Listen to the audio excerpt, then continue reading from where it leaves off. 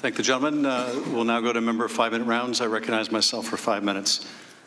Ambassador Yovanovitch, I want to follow up on some of the questions from my colleagues. Some of the early questions seem to suggest that your testimony here was completely irrelevant to the issues at hand. Why are you even here? Isn't this just some small matter that should have been referred to HR? So I want to bring our attention to someone who thought you were actually very important to this whole plot or scheme, and that is the President of the United States. There was only one ambassador, I believe, who was discussed by the President in the July 25th call, and that was you, Ambassador Yovanovitch. And I want to refer back to how you were brought up in that conversation. At one point during the conversation, the President brings up this prosecutor who was very good, and it was shut down, and that's really unfair. And I think you indicated earlier that that was a likely reference to Mr. Lutsenko, the corrupt prosecutor, is that right? I believe that is the case, but I don't know. So immediately after the President brings up this corrupt former prosecutor, only one, I'm sorry, my staff has corrected me, only one American ambassador is brought up in the call. Immediately after the President brings up this corrupt prosecutor that he praises and says he was treated very unfairly, he then encourages Zelensky to speak with Giuliani, the guy who orchestrated the smear campaign against you, correct? Yes. And he then brings you up. So he praises the corrupt prosecutor. He says, I want you to talk to Giuliani, the guy who smeared you. And then he brings you up. He obviously thought you were relevant to this. But what is even more telling is immediately after he brings you up and says that you, the woman, was bad news, he says there's a lot to talk about Biden's son, that Biden stopped the prosecution, and a lot of people want to find out about that, so whatever you can do with the Attorney General would be great. Immediately after praising this corrupt prosecutor, he attacks you, and then he goes right to Biden. That would indicate to you, wouldn't it, Ambassador, that he connects you somehow with this prosecutor you were at odds with and his desire to see this investigation of Biden go forward, would it not? Again, you're absolutely right that that is the thought progression. My colleagues also asked, in pushing you out of the way, ultimately Ambassador Taylor got appointed. Is Ambassador Taylor the kind of person that would further Giuliani's aims? And I think we can all agree that Ambassador Taylor is a remarkable public servant. Absolutely. But what if the President could put someone else in place that wasn't a career diplomat? What if he could put in place, say, a substantial donor to his inaugural? What if he could put in place someone with no diplomatic experience at all? What if he could put in place someone whose portfolio doesn't even include Ukraine? Might that person be willing to work with Rudy Giuliani in pursuit of these investigations? Yeah, maybe. That's exactly what happened, wasn't it? Yes. And my colleagues also say, well, the security assistance ultimately went through. So if they sought to condition or bribe Ukraine into doing these investigations by withholding security assistance, they ultimately paid the money. Are you aware, Ambassador, that the security assistance was not released until after a whistleblower complaint made its way to the White House? Yes, I'm aware of that. Are you aware that it was not released until Congress announced it was doing an investigation? Yes, I'm aware of that.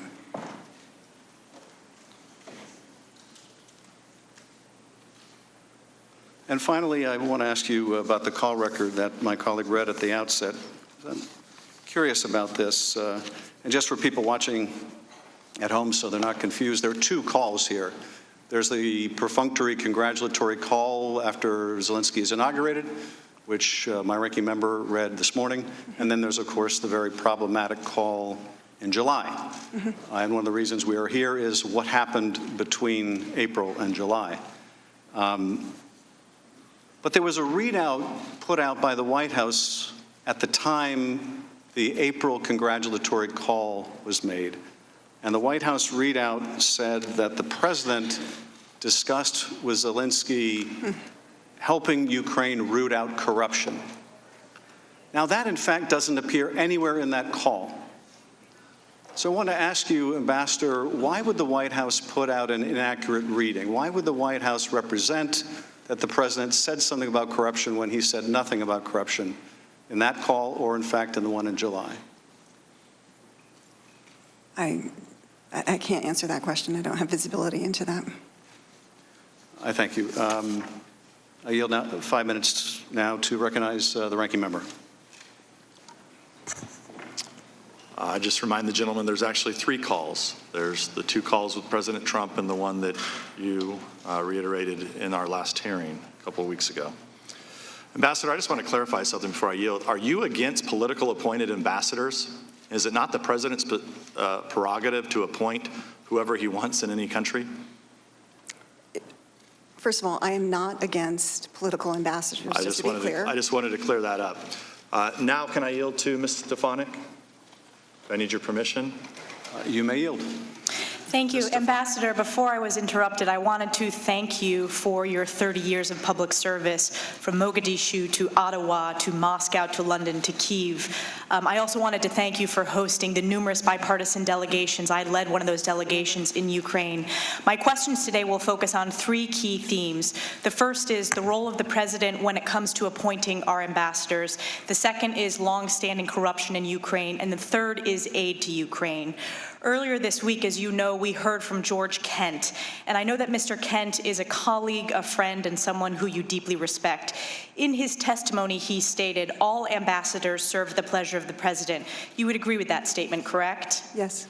And in fact, he elaborated and went on to emphasize that this is without question. Everybody understands that. You would agree with that? I would agree with that. And in your own deposition under oath, you stated, quote, although I understand, everyone understands that I serve at the pleasure of the president. Is that correct? Yes.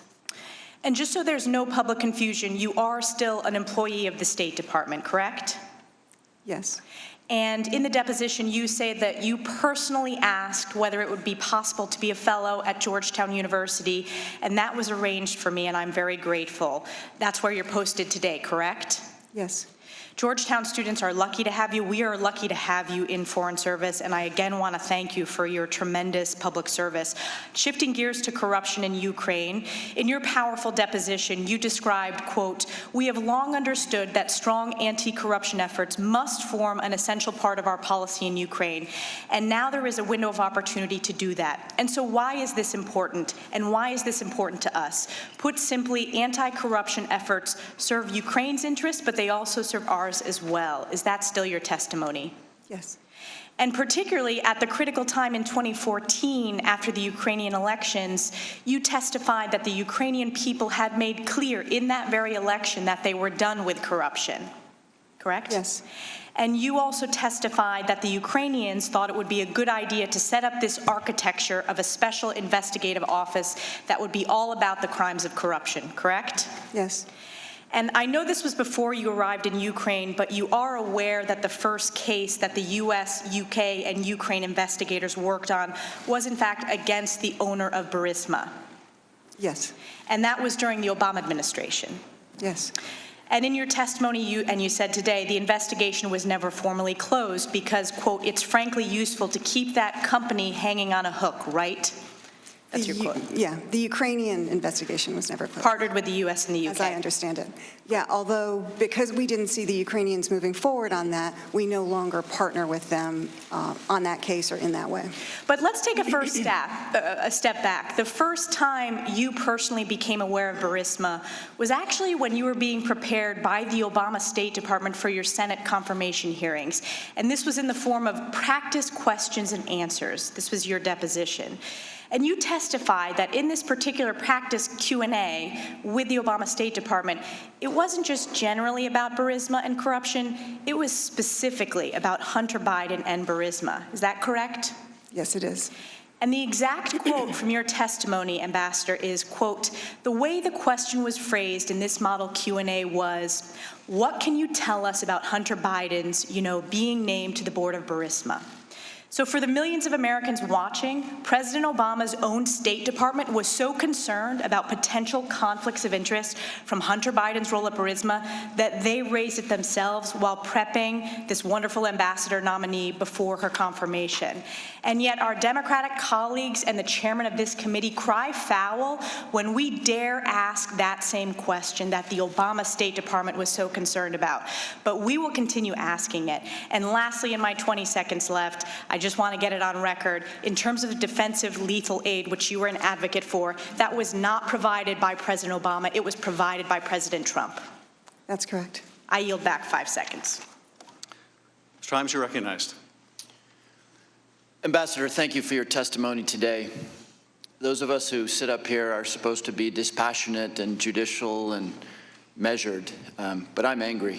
And I've been angry since I learned about your summary and unexplained dismissal after a lifetime of excellent and faithful service to this country. I'm angry that a woman whose family fled communism and Nazism, who served this country beautifully for 33 years, not in Paris or in Rome, but literally under fire in places like Mogadishu and Kyiv. I'm angry that a woman like you would be not just dismissed, but humiliated and attacked by the President of the United States.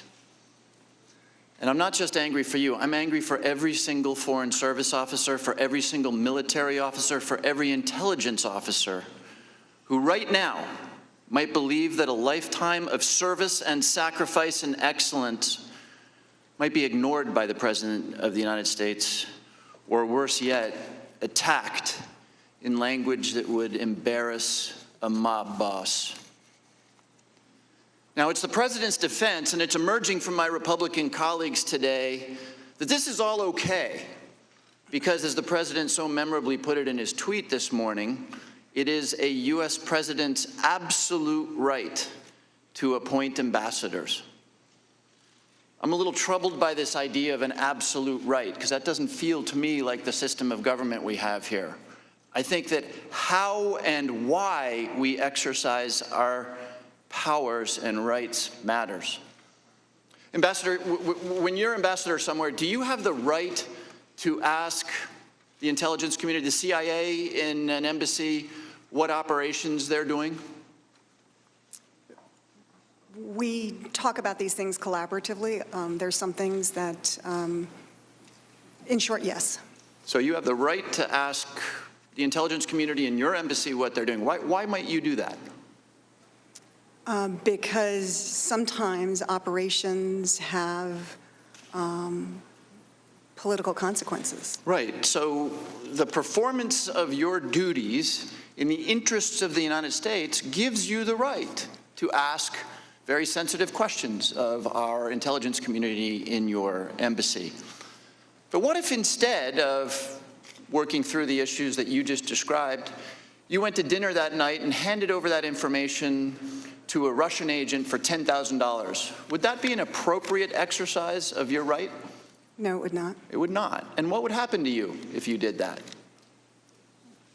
Well, I can't even begin to imagine, but I would imagine that I would be pulled out of post. Right. And this is not about ambassadors, right? A police officer has the right to pull you over. But if the police officer pulls over his ex-wife because he's angry, that's probably not right. I have the right. In fact, today, I cast a bunch of votes. But if I cast those votes not in the interest of my constituents, but because somebody bribed me, that is a severe abuse of my power. Wouldn't you agree? Yes. So I guess the question is, why, after an exemplary performance as ambassador to Ukraine, did the President decide that you should be removed? Because I think we just agreed that if that was not done in the national interest, that's a problem.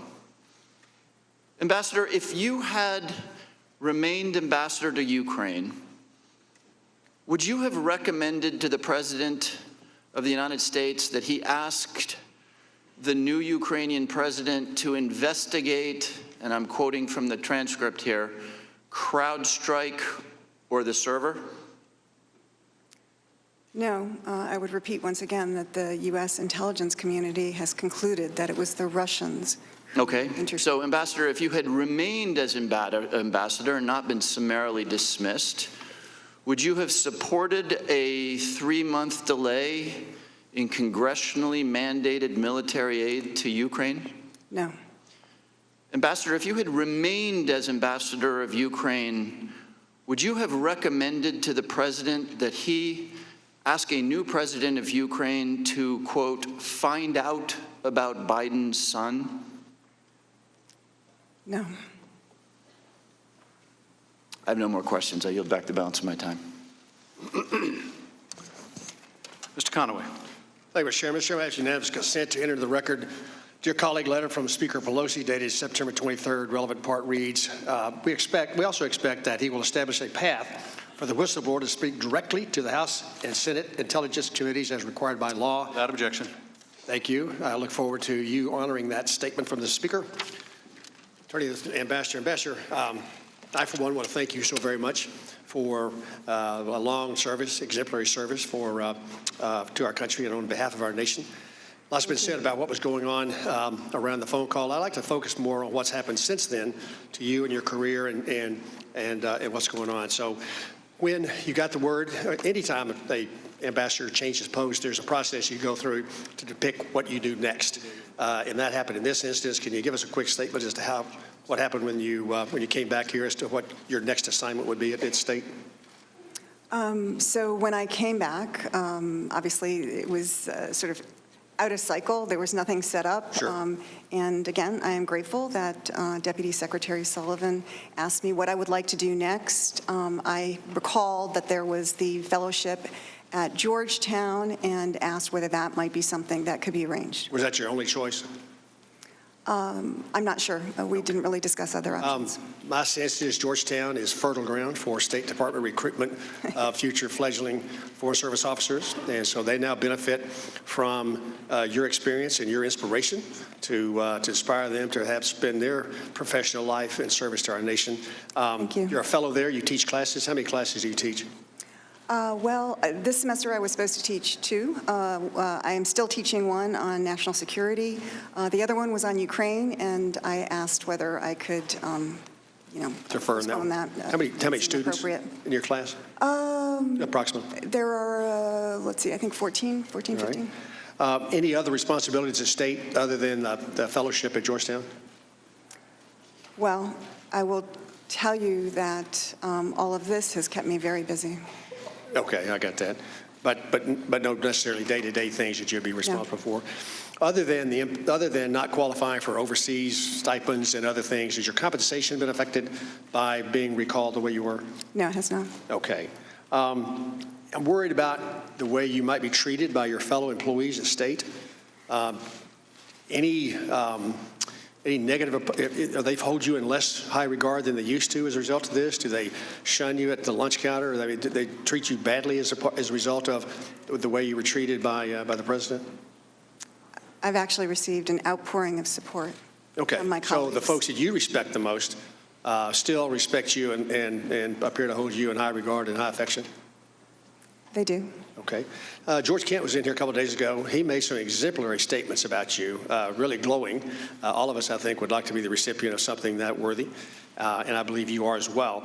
Any reason on earth that you can think of that George Kent would be saying that because of some reason other than the fact that he believes it in his heart of hearts? Like what? Well, I mean, like somebody paid him to do it. Oh, no, absolutely Okay, so not. you and I agree that we think he was sincere in that bragging on you, and that's all post recall episode that was been much of the discussion this morning. Well, I'm glad that your colleagues, I would have expected nothing any different from your colleagues at State to continue to treat you with the high regard that you've earned over all these years of great service. And I hope that whatever you decide to do after the Georgetown Fellowship, that you're as successful there as you've been in the first 33 years. With that, I yield the balance of my time to Mr. Jordan. I have a unanimous consent request that an article entitled Whistleblower is expected to testify soon. House Intelligence Chairman Schiff says, Wall Street Journal, September 29th, 2019, be included in the record. Without objection. I have a unanimous consent request that an article entitled Whistleblower Reaches Agreement to Testify will appear very soon. Representative Adam Schiff says, USA Today, September 29th, 2019. Without objection. I have a unanimous consent request. Article entitled Schiff Confirms Tentative Agreement for Whistleblower to Testify Before House Intelligence Committee, CNN, September 29th, 2019. Without objection. I have a unanimous consent request. Intelligence panel has deal to hear whistleblowers' testimony, says Schiff. Washington Post, September 29th, 2019. Without objection. I have a unanimous consent request. An article entitled Whistleblower reportedly agrees to testify before House Intelligence Committee, reported by Schiff. Huffington Post, September 29th, 2019. Without objection. I have a unanimous consent request. An article entitled Schiff, Panel Will Hear from Whistleblower, Arkansas Democrat Gazette, September 29th, 2019. Without objection. The time of the gentleman has expired. I now recognize Ms. Sewell. Thank you, Mr. Chairman. Ambassador, in your prior testimony, you spoke so movingly about your family background. You stated that your parents fled communist and Nazi regimes, and that they valued freedom and democracy offered in America, having experienced totalitarian regimes. Did that have any effect on your desire to enter into the United States Foreign Service? Yes, it did. Did you always know that you wanted to be in the Foreign Service? I look at your background, and it is perfectly suited for what you're doing. I note that you have studied at the Pushinsky State Russian Language Institute in Russia to learn Russian. Yeah. That you have do you also have an MS from the National Defense University National War College? Yes. I even noticed that you earned your undergraduate degree in history and Russian studies in college, and coincidentally, that was also my college. But I wanted, and you definitely are doing Princeton in the Nation's service by what you do every day. But I really want to know how it felt to have your reputation sullied, not for state and nation, but for personal gain. You spoke about how your service is not just your own personal service, it affects your family. And today we've seen you as this former ambassador, this 33-year veteran of the Foreign Service. But I want to know about you personally and how this has affected you personally and your family. Yeah. It's been a difficult time. I mean, I'm a private person. I don't want to put all that out there, but it's been a very, very difficult time because the president does have the right to have his own or her own ambassador in every country in the world. But does the president have the right to actually malign people's character? I mean, it may not be against any law, but I would think that it would be against decorum and decency. I mean, there's a question as to why the kind of campaign to get me out of Ukraine happened, because all the president has to do is say he wants a different ambassador. And in my line of work, perhaps in your line of work as well, all we have is our reputation. And so this has been a very painful period. How has it affected your family? I really don't want to get into that, but thank you for asking. Because I do care. I also want to know how you think it affected your fellow colleagues in the Foreign Service.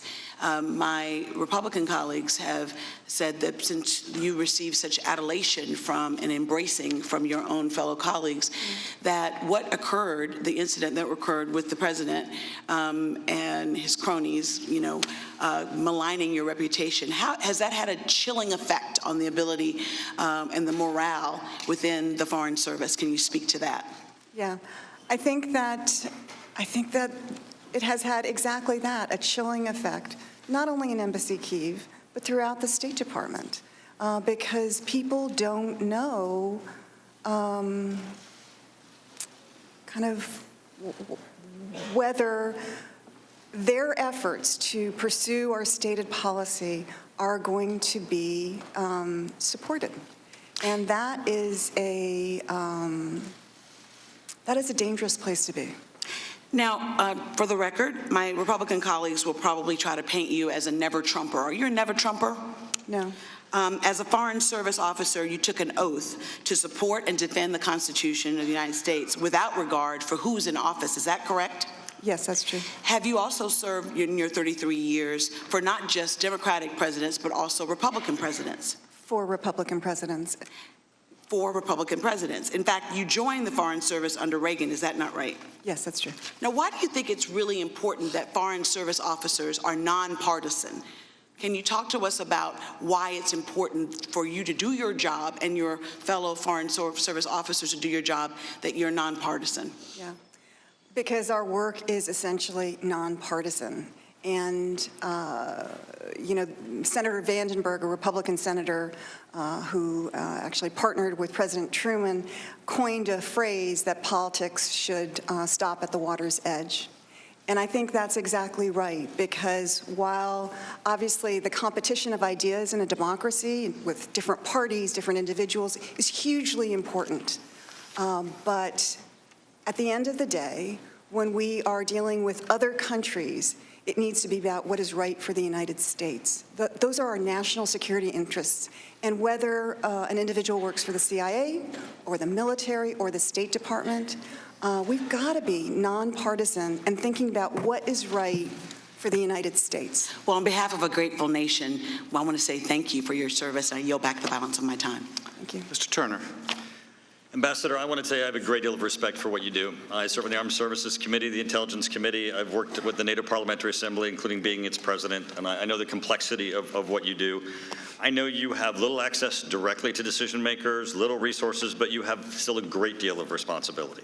It's a complex task, and I want to take us from just the concept of one-dimensional Ukraine being corrupt to the other issues that you had to deal with as the Ukraine ambassador.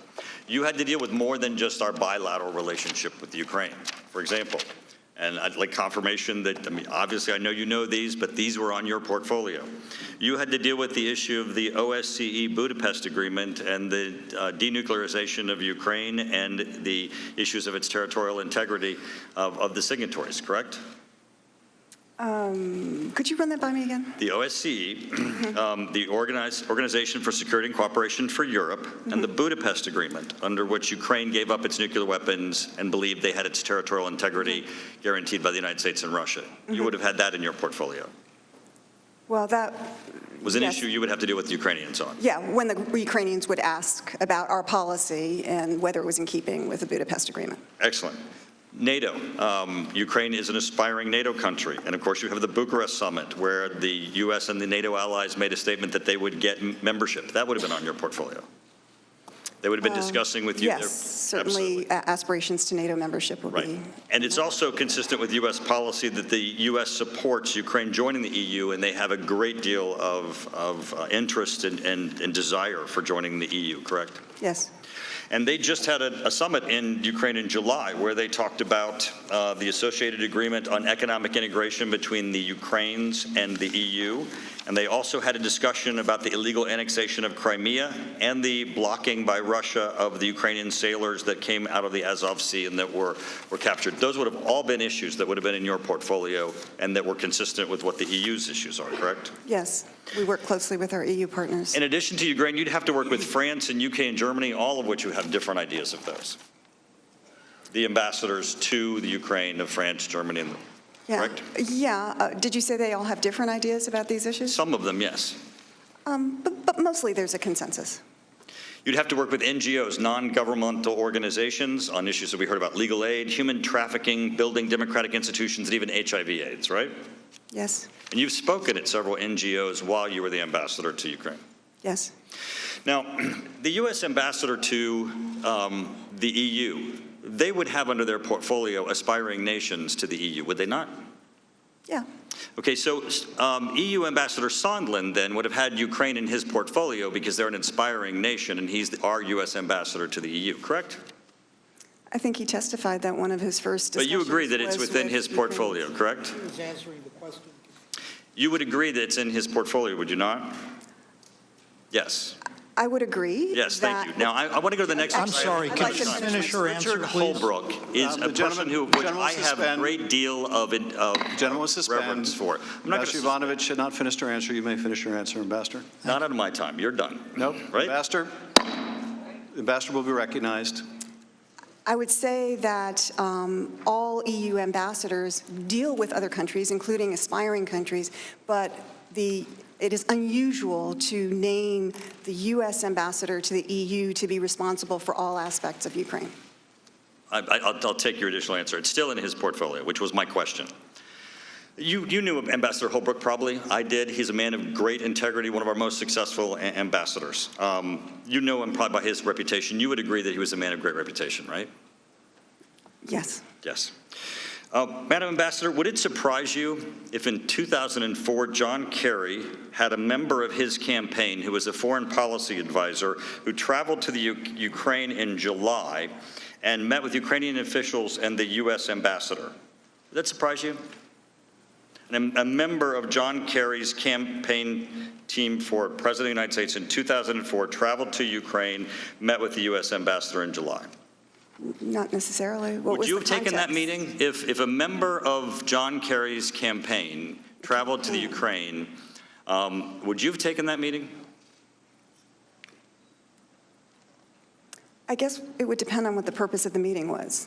Well, that meeting actually occurred, and it was with John Holbrook. John Holbrook was a private citizen, traveled to Ukraine, met with the U.S. ambassadors, met with Ukrainian officials. He was also there on about HIV/AIDS, which was, in addition, something that the Clinton Foundation was working on. So we have a official of the John Kerry campaign in 2004 as a private citizen meeting with our ambassador in Ukraine. Time of the gentleman has expired. Is that unusual? We meet with private individuals all the time. It probably wasn't unusual for Giuliani Gentleman's either. time has expired. Mr. Carson, you're recognized. Thank you, Chairman. Thank you, Madam Ambassador. Madam Ambassador, returning to the topic of corruption, we heard evidence that you were successful at promoting efforts to address corruption. On Wednesday, in testifying about your very sterling career as a champion of anti-corruption efforts in Ukraine, Deputy Assistant Secretary George Kent said, quote, "You can't promote principled anti-corruption action without pissing off corrupt people," end quote. It seems that your efforts as ambassador to essentially reform the powerful prosecutor general's office in Ukraine did exactly that. Madam Ambassador, what concerned you about the prosecutor general's office when you were the ambassador in Ukraine? What concerned us was that there didn't seem to be any progress in the three overall objectives that Mr. Lutsenko had laid out, most importantly for the Ukrainian people, but also the international community. So the first thing was reforming the Prosecutor General's office. It's a tremendously powerful office where they had authority not only to conduct investigations, so an FBI-like function, but also to do the actual prosecution. So very, very wide powers, which is part of that Soviet legacy. And there just wasn't a lot of progress in that. There wasn't a lot of progress in handling personnel issues and how the structure should be organized and who should have the important jobs, because some of the people in those jobs were known to, were considered to be corrupt themselves. Secondly, the issue that was tremendously important to the Ukrainian people of bringing justice to the over 100 people who died on the Maidan during the Revolution of Dignity in 2014. Nobody has been held accountable for that. And that is, kind of an open wound for the Ukrainian people. And thirdly, Ukraine needs all the money that it has. And there is a strong belief that former President Yanukovych and those around him made off with over $40 billion. $40 billion, that's a lot in the U.S. It's a huge amount of money in Ukraine. And so, again, nobody has, none of that money has really been, I think maybe $1 billion was repatriated, but the rest of it is still missing. Madam Ambassador, was the head of that office corrupt? We believe so. And you got the sense, did you not, that he was a driving force behind some of the attacks against you? I did. which ultimately led to your removal, correct? Yes. But it wasn't just him. His allegations were picked up and spread by Mr. Giuliani and Donald Trump Jr., were they not? Yes. So let me get this straight. You were effective at fighting corruption in the Ukraine. Fighting that corruption was important to the national security of the United States, and you were punished for that, ultimately being removed from your post by the President of the United States. So in your opinion, Madam Ambassador, why is it important to have a nonpartisan career in the Foreign Services? I think it's important to have a nonpartisan career foreign service office, or service, I should say. Sure. Because what we do is inherently nonpartisan. It is about our national security interests. It's not about what is good for a particular party at a particular time. It has to be about the greater interests of our security in, frankly, what is an increasingly dangerous world. And could you briefly describe for us what broad U.S. policies you have sought to advance in your 33 years of service, and specifically in post-Soviet states like Ukraine? Well, that's a broad question. But I think that certainly in my time in Russia, Armenia, Kyrgyzstan, all of these countries are very different, as is Ukraine. But I think that establishing positive, constructive relations to the extent that we can with those countries is really important. And that, I mean, there are three basic areas. One is security, the second is economic, and the third is political. And so working all the sub-issues, your colleague mentioned many of them, we certainly did that in Ukraine as well. Thank you for your service. I yield to the chairman. Thanks. Dr. Wenstrup. Thank you, Mr. Chairman, and Madam Ambassador, thank you very much for being here. And I just want to start by saying I appreciate your years of service and enduring years of moving around the world to dangerous places. And hearing from you today, I realize that we share some of the same feelings and experiences. As an Army Reserve surgeon, I received a call on a Monday afternoon in March of 2005 that told me I was being deployed to Iraq and I had to be out the door in the next 2 to 3 days. I had patients scheduled for months. I had surgeries scheduled and had to go. So I understand that shocking feeling that can come with some abrupt change like that. And I was processing a few days later, and I was told my orders would say you're going for 18 months, but it may be a little shorter than that. But I served a year in Iraq, 2005, 2006, one of the bloodiest times of the war.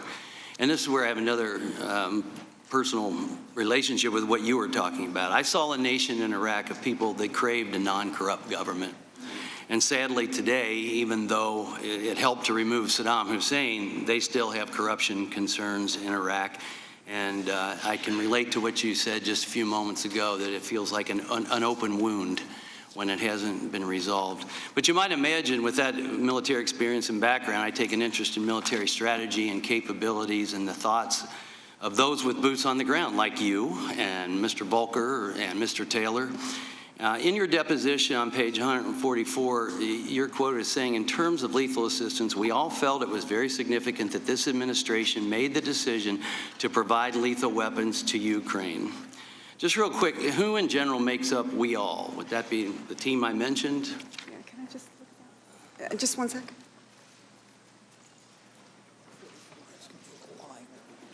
What line is that? Well, I have to move on. So you said we all felt it was very significant that this administration made the decision to provide lethal weapons to Ukraine. I assume that is those that have boots on the ground.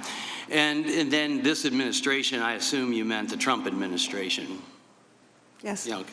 In your deposition, also on page 144, you spoke about the generosity of Congress. You mentioned it today, increasing aid to Ukraine. And part of your deposition, after that statement that I quoted before, you were asked, did you advocate for that? You responded, yes.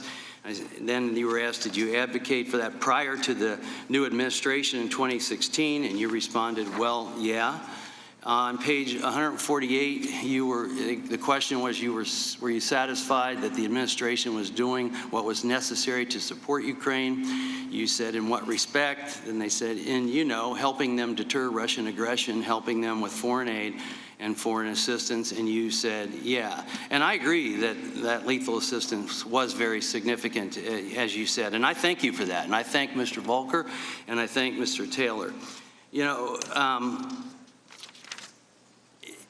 Acting Ambassador Taylor was here Wednesday. He testified about the president's decision to withhold lethal aid, and he said the president felt it might provoke Russia.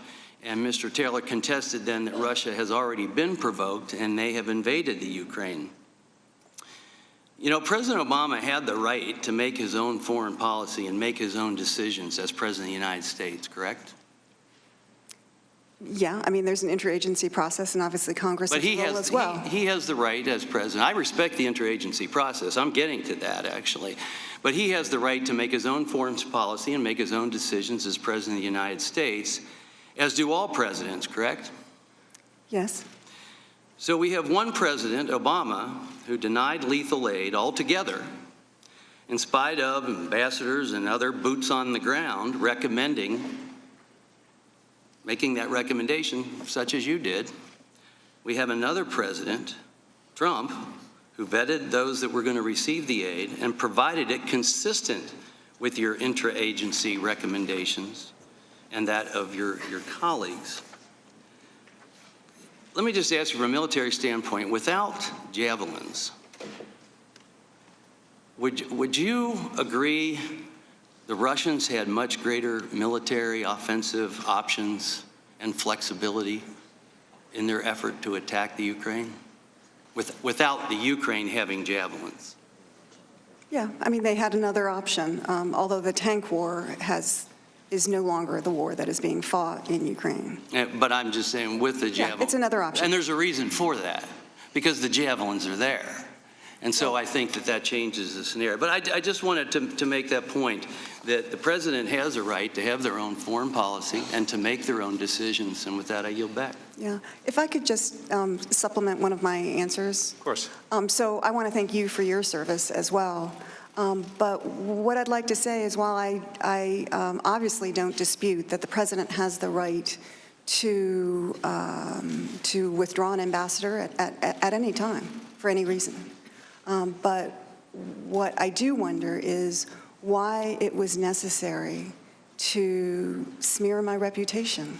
Well, I wasn't asking about that, but thank you very much, ma'am. Representative Spear. Thank you, Mr. Chairman. Thank you, Ambassador, so very much. You were confirmed by the Senate on a voice vote, weren't you? Yes. So unanimous, Republicans and Democrats, correct? Yes.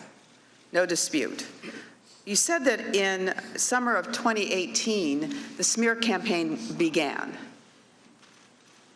in your testimony earlier today. Did Secretary Pompeo at any time come to your aid? Well, my understanding from Assistant Secretary Phil Reeker and Deputy Secretary Sullivan is that, this sort of the rumors about me, if, for lack of a better word, the smear campaign, which was behind closed doors at that point, that there were a number of discussions between the President and Secretary Pompeo, and that he actually did keep me in place for as long as he could. That's what I was told. So it appears that back in 2018, the President was already making noises that he wanted you out of there. It appears that as early as April of 2018, Mr. Parnas was at a fundraiser for the President and recommended that you be removed. And then subsequently, in May of 2018, was pictured at a White House dinner with the President. And then later in May, made a contribution of over $325,000 illegally to the President's reelection campaign. Are you aware of that? I'm aware of the press about those things. Does that help you understand a little bit more why this smear campaign was underway? Yes, I mean... All right, you made some very riveting comments in your statement this morning that I just want to repeat because I think we should have you expand on it. You said, "I've always understood that I served at the pleasure of the president. I still find it difficult to comprehend that foreign and private interests were able to undermine U.S. interests in this way. Individuals who apparently felt stymied by our efforts to promote stated U.S. policy against corruption, that is, to do our mission, were able to successfully conduct a campaign of disinformation against a sitting ambassador using unofficial back channels." Now, as I listened to you make that statement, I was thinking of all the other persons in the Foreign Service who now have to be concerned that it's not good enough to follow the stated U.S. foreign policy, but also to be aware that maybe the president has a back channel of interests that he is promoting that is diametrically opposed to our stated foreign policy. Can you expand on that, please? Well, I think that it's important that whoever is representing the president, an ambassador, speaks with the full authority of the president and our foreign policy establishment. And if there are others who are also helping with the responsibilities in that country, for example, Ambassador Kurt Volker with his important mission to bring peace to the Donbass, that we all speak with one voice, that it's all about our common security interest, and that it's not about, personal gain or commercial gain or anything else, that it's about our national security. But in this case, the Tres Amigos appeared to be more interested in getting an investigation than into promoting an anti-corruption effort in Ukraine. Is that correct? That appears to be the case. You were told at one point in 2019, in February of earlier this year, you spoke to a minister in Ukraine who warned that when it came to Rudy Giuliani, you needed to, quote, watch your back. What did you understand him to mean? I didn't exactly know, but the rumor was out there at that time, and in fact, I think this minister also shared that information with me that the mayor was working to have me removed. Let me just say, to conclude, that you have endured an orchestrated character assassination, that it was hatched over a year and a half ago, and that it's laced with enormous campaign contributions to the president's reelection campaign.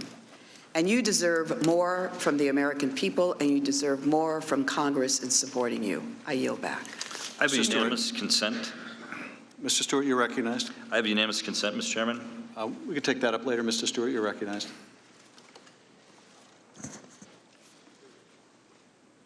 Thank you, Mr. Chairman and others. And Ambassador, thank you for being with us here today. Welcome, as I said a couple days ago to the witnesses, welcome to year 4 of the impeachment proceedings. I'm sorry that you've gotten drugged into this. For 3 years, we've heard these outrageous and frankly unbelievable accusations regarding Russian collusion, accusations that we now know are absolute nonsense, that there was no basis at all, despite promises from some members of this committee that they had secret proof that would prove this collusion. And again, we know that it was nonsense. But now in year 4, we apparently move on to Ukraine and quid pro quo, culminating yesterday when the Speaker announced that the President would indeed be impeached and removed for office for bribery. And with that statement, I would now feel compelled to ask you, Madam Ambassador, as you sit here before us, very simply and directly, do you have any information regarding the President of the United States accepting any bribes? No. Do you have any information regarding any criminal activity that the President of the United States has been involved with at all? No. Thank you. Thank you for answering that directly. The American people know this is nonsense. The American people know this is unfair. And I have a prediction regarding this. I think that public support for impeachment is actually going to be less when these hearings are over than it is when the hearings began. because finally the American people are going to be able to see the evidence, and they're going to be able to make their own determination regarding that. Now, I want to ask you one thing very quickly, and you've been asked this again and again, but my question is slightly different. You've been asked, as you recognize, that the president, any president, has the ability to ask his ambassadors to serve at will. I'm curious, do you think that's the right policy? Yeah, I probably think it is. I do as well. It may be imperfect. There may be times when it's not used perfectly, but I agree with you. It is the right policy. I don't think that we should change that. Now, I'd like to read from some previous statements, including one of your own as well as others, regarding the appropriateness of investigating corruption in the UK. From Ms. Fiona Hill. So again, the fact that there are investigations into corruption in the energy sector in Ukraine, as well as Russia and many other countries, is not a surprise. From yourself, your previous testimony. Question, was it the general understanding that Burisma was a company that suffered from allegations of corruption? Your answer was yes. From Ambassador Sondland, I just am generally aware that Burisma is considered a potentially corrupt company. Would you agree then that it's appropriate to investigate corruption? I think it's appropriate if it's part of our national strategy. What I would say is that we have a process for doing that. It's called the Mutual Legal Assistance Treaty. We have one with Ukraine, and generally it goes from our Department of Justice to the Ministry of Justice in the country of interest. Okay, and that's the usual path. And I appreciate that. Regardless of the process, though, it's appropriate for us to investigate in potential corruption. And especially, look, we're about to give some of these countries hundreds of millions of dollars. The U.S. taxpayer said, here's $1 of mine, go ahead and give it to this other country. But please only do it if you know it's not going to be used for corrupt purposes or against our national interest. And I'll conclude with this, because I promised my friend, Mr. Jordan, I would save him a little bit of time. We mentioned earlier that the vice president, when he went to the Ukraine and called for the specific firing of a specific prosecutor, that he was, as they say, completing official U.S. policy. But the interesting thing is this. The vice president had exactly 2 countries that were his responsibility at that time, China and the Ukraine. And he has bragged and been very proud of his influence in the previous administration. He says again and again that the Obama administration listened to him, so it doesn't surprise me that they would be fulfilling a policy that this vice president certainly helped to formulate. Mr. Jordan, I leave you. Sir, if you just want to clarify, it was Cyprus and Ukraine and China. In Cyprus, I'm sorry. Thank you. Clarification, and I will yield for unanimous consent. I have unanimous consent, Mr. Chairman, that doesn't involve you this time. It's 3 articles, the New York Times article 2004 campaign, the advisors, Kerry Foreign Policy Crew has a Clintonian Time of the look to gentleman it. has expired. Kiev Post, Holbrooke We to will visit Kiev, take July up- 2004, and the I Brahma may News, recognize you Richard later. Holbrooke meets with one Ukrainian Gentleman's time American has expired. organization. I'd like to have that unanimous Mr. consent. Quigley, you're Mr. recognized. Chairman. Mr. Quigley, you're recognized. Thank you, Madam Ambassador. It's like a Hallmark movie. You ended up at Georgetown. This is all okay. We want to pause briefly to welcome our viewers from our CBS stations. Hi, I'm Rena Ninan in New York, continuing our CBSN special report. We now take you back to the hearing room where Marie Yovanovitch is testifying. It wasn't your preference to be the victim of a smear campaign, was it? No. Wasn't your preference to be defamed by the President of the United States, including today, was it? No. Wasn't your preference to be ousted at seemingly the pinnacle of your career, was it? No. You wanted to finish your extended tour, correct? I did. What did you want to do after that? Did you know? I wasn't sure. There's nothing wrong with Georgetown. It's a fine place, right? It's a wonderful place. But it's your only choice at the end of a distinguished career after all that. It's not the end of a Hallmark movie. It's the end of a really bad reality TV show brought to you by someone who knows a lot about that. Why did you, you previously testified that you sought advice from Ambassador Sondland at this time about what to do. Is that correct? I did. And why did you reach out to the ambassador? Because this was clearly so political and was not going to be, you know, the State Department was not in a position, shall we say, to manage the issue. It didn't appear to me. And so I asked Ambassador Sondland, who said that he, you know, he was a political appointee. He said he was close to the president. And so he had just been in Ukraine for a ship visit with some of his EU colleagues from Brussels. And so I reached out to him for advice. When this was no longer a Ukraine kind of an interview with Mr. Lutsenko, kind of a Ukrainian, but it became sort of the American politicians and pundits, et cetera, were repeating those allegations. I asked him for advice. And it meant a lot to you. This was an extraordinary time. It meant, and the advice meant a lot. And what was his advice? Well, he suggested that I needed to go big or go home, and he said that the best thing to do would be to, you know, send out a tweet, praise the president, that sort of thing. And what was your reaction to that advice? Well, my reaction was that I'm sure he meant well, but it was not advice that I could really follow. It felt it felt partisan, it felt political, and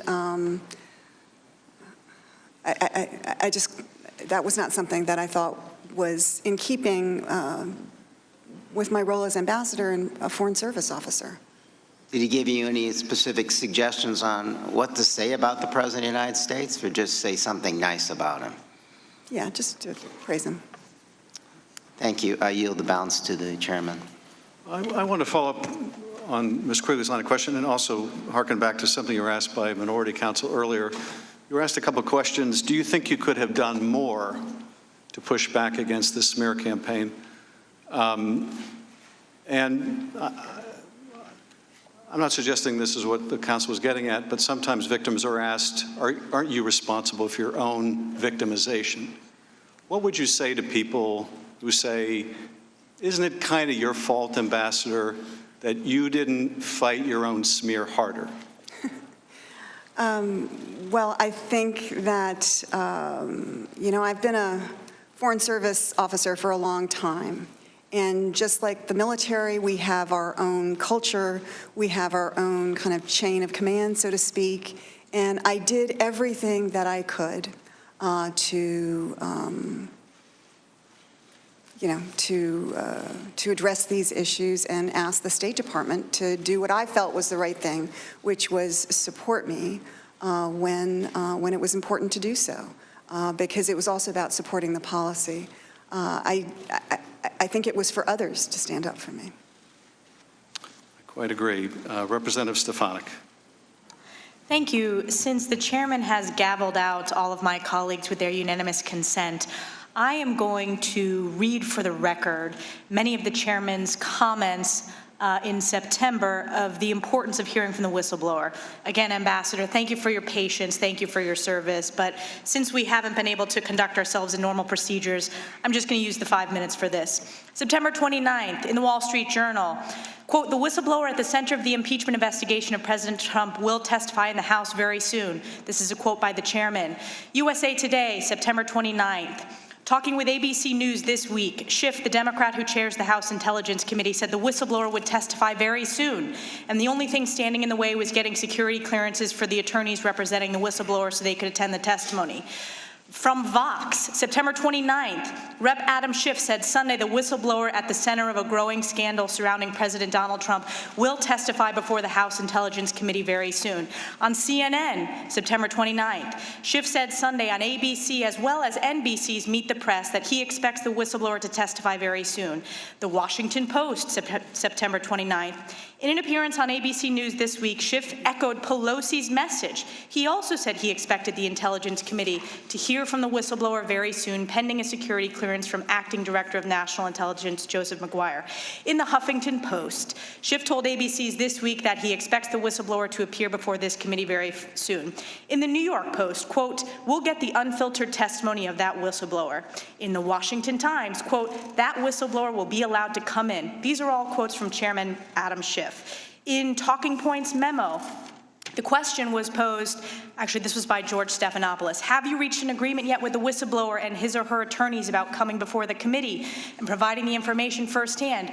Quote, "Yes, we have," Schiff responded, and as DNI Maguire promised during the hearing, that whistleblower will be allowed to come in and come in without a minder from the Justice Department or from the White House to tell the whistleblower what they can and cannot say. We'll get the unfiltered testimony of that whistleblower. In Daily Kos, we're ready to hear from the whistleblower as soon as that is done, and we'll keep obviously riding shotgun to make sure that the acting director doesn't delay in that clearance process. In CNBC, we'll get the unfiltered testimony of that whistleblower. In Market Watch, House Intelligence Committee Chairman Adam Schiff said Sunday that an agreement has been reached under which the whistleblower will testify before the committee very soon. I can keep going, but again, the chairman refused to allow us to put these into the record with unanimous consent. So I've read those out, and as we know, it is important to protect whistleblowers from retaliation and from firing, and we want to make sure whistleblowers are able to come forward. But in this case, the fact that we are getting criticized by Chairman Adam Schiff for statements that he himself made early on in this process shows the duplicity and just the abuse of power that we are continuing to see. With a minute 54 seconds left, I'll yield to my colleague, Mr. Jordan. I thank the gentlelady for yielding. I would also add that the chairman has promised we'll get to see the transcripts. But there's still 4 people we've deposed that we have not been able to see their transcripts, have their transcripts released, and therefore the testimony they provided we're not able to use in these open hearings. If it's an open hearing, all the available testimony from depositions that has been taken by the committee should be available to be discussed for the American people to see. But no. Mr. Morris and Mr. Hale and 2 other, Ms. Williams, 2 others have, and another one have not yet been released. So I hope the chairman releases that. One other point I would make in the last minute of Ms. Stefanik's time. The Democrats have asserted that this whole thing with Ambassador Yovanovitch was part of some sinister scheme by the White House to get Mr. Zelensky to do an investigation, President Zelensky to do an investigation. If recalling Ambassador Yovanovitch was part of some scheme by Trump and Pompeo and Giuliani to get President Zelensky to do an investigation, why would they replace her with the Democrats' first witness, their star witness, Bill Taylor? I mean, if that's the plan, not the best plan I've ever seen put together. Their star witness, their first witness, Mr. Taylor, was here Wednesday. That's what they were up to? I think it just demonstrates that is not what went on here. Mr. Zelensky never undertook any investigations, and the reason the aid was released, as we discussed on Wednesday, was because Vice President Pence, Ambassador Bolton, and U.S. senators all talked with President Zelensky, and they were convinced he was the real deal, as the ambassador has alluded to in her testimony. That's why the money was released. That I yield back. Mr. Swalwell. Mr. Chairman, a lot has changed since the whistleblower came forward. 2 things in particular. First, most of what the whistleblower has alleged has been corroborated by the witnesses that we have heard from. Second, the president, who my colleagues so shamelessly continue to defend, continue to pressure, threaten, and intimidate the whistleblower. So I'd like unanimous consent to put into the record a September 26, 2019 article from Business Insider. Trump suggested the whistleblower who filed a complaint against him is guilty of treason, which is punishable by death. Without objection. How about September 26, 2019, Vanity Fair? Trump suggests executing the whistleblower's sources, like, quote, in the good old days. Third, Without objection. September 29th, whistleblower's lawyer raises fear for client safety. Without objection. From Axios. Mr. Chairman, the whistleblower has an absolute right to anonymity. The whistleblower's lawyer has said that he fears for his personal safety and will only answer questions now in writing. I wish my colleagues would join me in protecting the whistleblower's right to anonymity. But here, Ms. Yovanovitch, we are here to talk about you and what you witnessed. And you saw a lot as it related to Mr. Giuliani. And I want to read a quote to you from Mr. Giuliani, but first ask you, when you were in Ukraine, you understood that Rudy Giuliani was Donald Trump's personal lawyer. Is that right? Yes, that's right. Are you familiar with Rudy Giuliani's quote in the New York Times describing himself as the lawyer, saying, quote, he basically knows what I'm doing, comma, sure, as his lawyer. Were you familiar with that quote? It sounds familiar. And you have a lawyer with you today, Ms. Yovanovitch, and you understand that lawyers act on their client's behalf. Is that right? Yes. That it would be improper for a lawyer to go outside any directive that a client gives. Is that right? That's my understanding.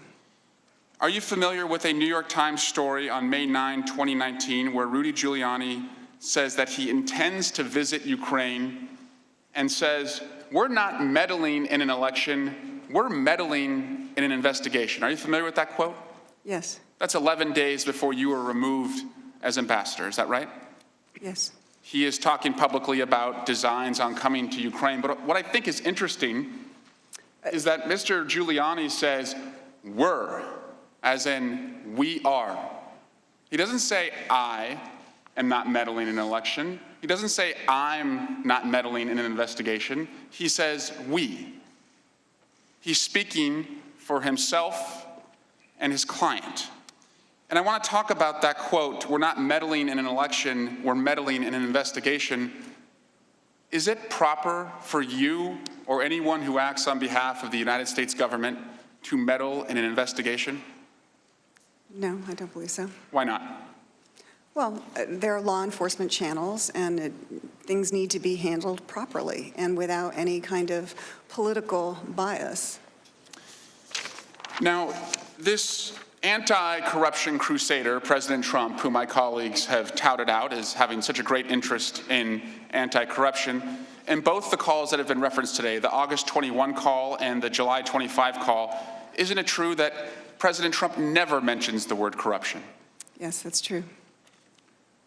And as far as the foreign aid that my colleagues keep saying, well, he can't be guilty, he didn't complete the cheat, the aid went to the Ukrainians, isn't it true that the only reason the aid, or the only time the aid went to the Ukrainians, was after the whistleblower complaint became public? Yes, it was after the whistleblower complaint became public. So you don't really get points when you get your hand caught in the cookie jar and someone says, hey, he's got his hand in the cookie jar, and then you take your hand out, which is essentially what my Republican colleagues and the president are trying to take credit for. Finally, I want to put up the disgusting tweet from the president today, where he attacks your character. But I think I know who you are, Ambassador. I think the country knows who you are. He smeared you when you were in Ukraine. He smeared you on that phone call with President Zelensky on July 25. He is smearing you right now as you are testifying. Ambassador Yovanovitch, are the president's smears going to stop you from fighting corruption? Well, I will continue with my work. And if your country asks you again to fight corruption, will you still do that despite the smears? Yes. Thank you. I yield back. Mr. Hurd. Your Excellency, 33 years.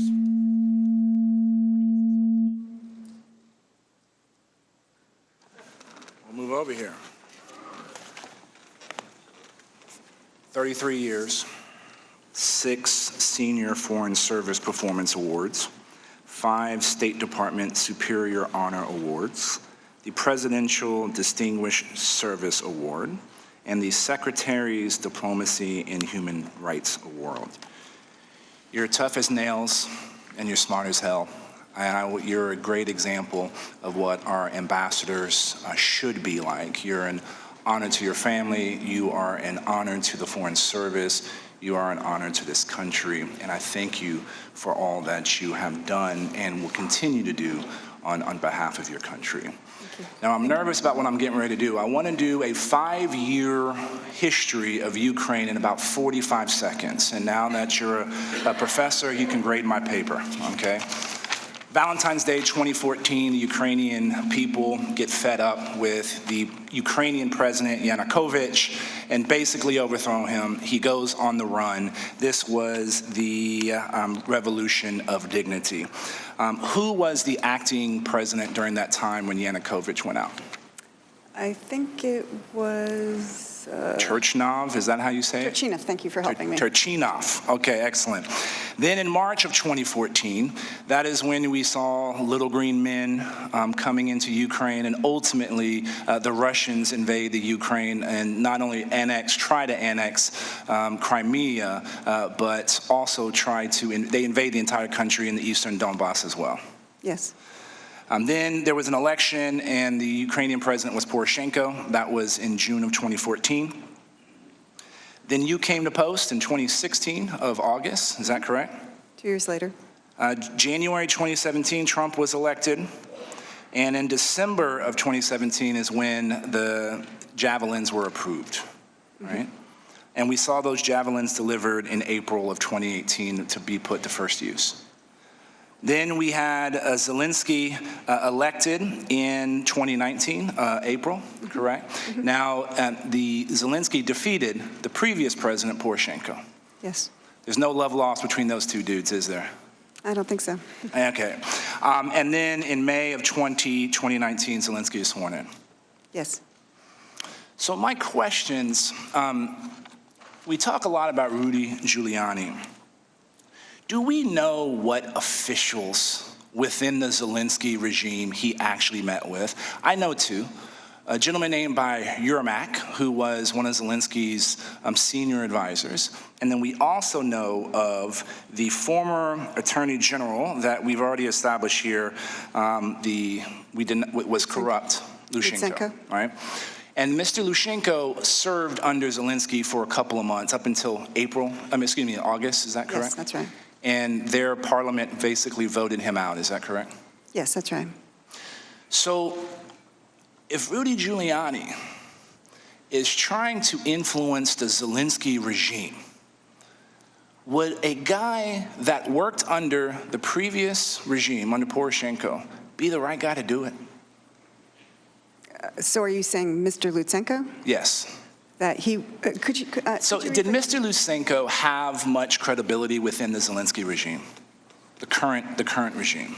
I don't think so. He didn't. Now, Mr. Yermak, do you know of any other Ukrainians that Mr. Giuliani was meeting with that was part of the Zelensky regime?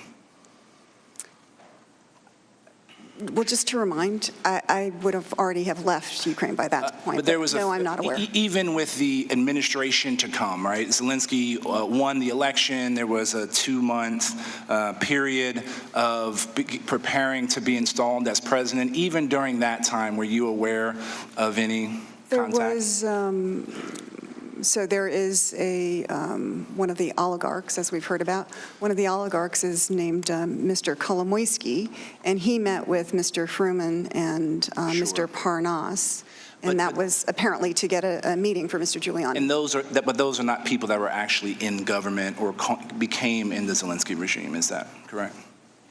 No. Okay. Mr. Chairman, I yield back. Thank you. Mr. Castro. Thank you, Chairman, and thank you, Ambassador, for your 33 years of service to our nation. A big question here today is why you were pushed aside as ambassador.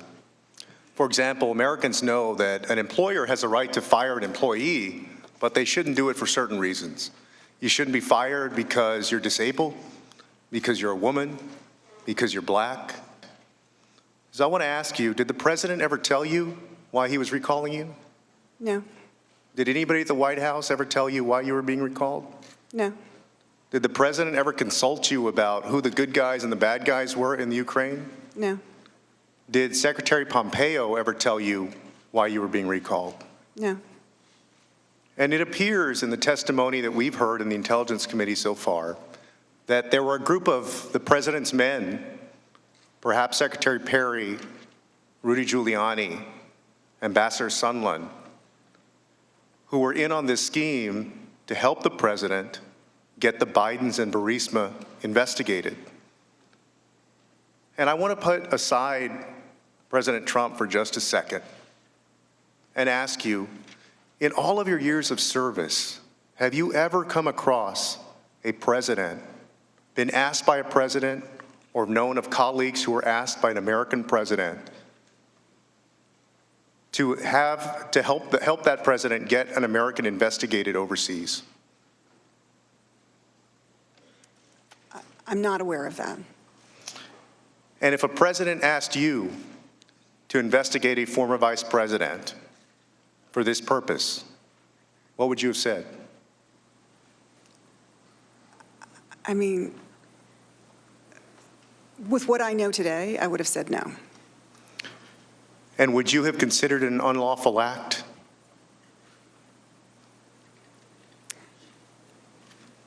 I don't know that it's unlawful per se, but I think, again, that there are channels for conducting proper investigations, and that would have been the best way to handle something like this. But certainly it's bizarre for a president to ask that some American be investigated by another government. It's very unusual. And also, you mentioned that there is corruption in Ukraine. Ukraine isn't the only country that confronts corruption. If the people in power in a country where corruption is rampant are being asked by a foreign leader who's got a lot of leverage over them to conduct an investigation, could that be dangerous because they could trump up charges against someone if they wanted? They could.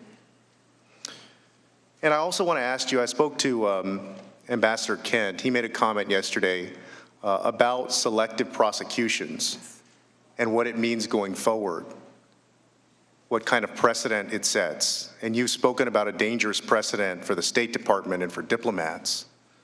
But I want you to help us consider the precedent going forward.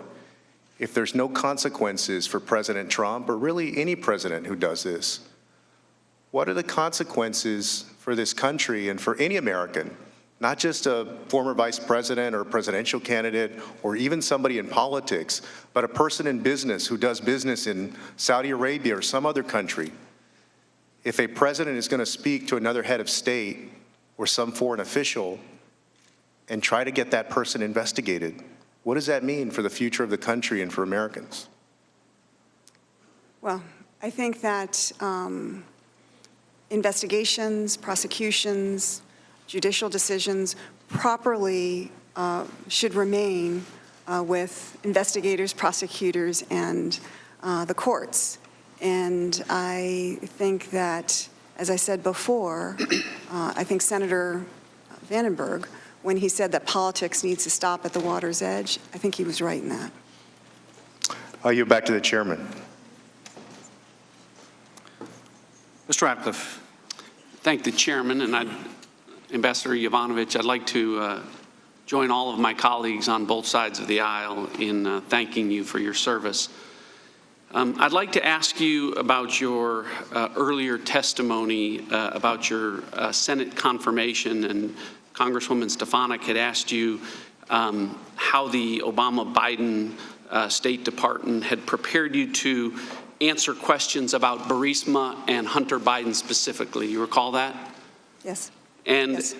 She mentioned that you had been asked or been prepared for a question about Hunter Biden's role on the board of Burisma, but I don't think that you gave us the answer or answers that the Obama-Biden State Department prepared you to give in response to that question. Do you remember what those answers were?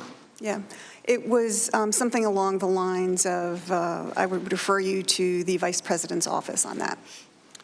So did they, in the course of that, brief you about the amount of money that Hunter Biden was being paid by Burisma?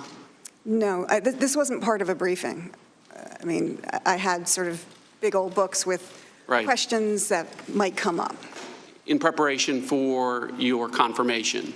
And they thought that Hunter Biden's role at Burisma might be significant enough that it would come up during your confirmation. Is that correct? Apparently so. I mean, there were hundreds of questions.